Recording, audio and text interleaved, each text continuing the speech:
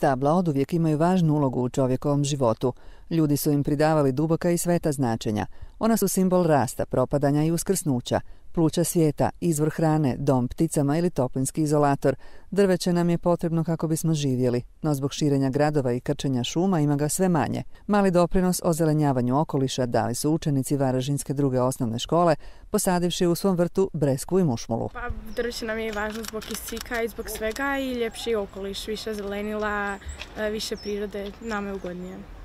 Sve je to dobro da se potiče i to sadnja i da je sve to dobro, da se čim više potiče to za okoliš sve, pošto je sad sve više sve tehnološko i tako.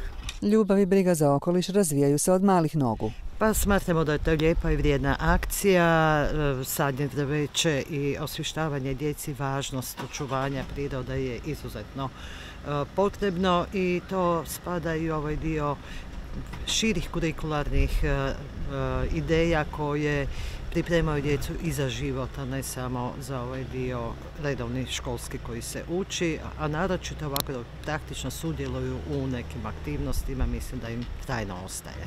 U gradu Varaždinu svjesni su važnosti stabala u okolišu te namjeravaju proširiti akciju sadnje drveća.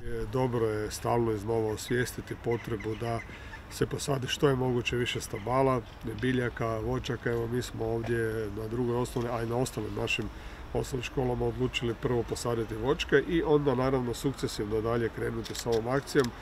Naša je namjera da u sljedeće 3 godine posadimo oko 1000 stabala u gradu Varaždinu, dakle i puno iznad onoga što ova akcija promiče.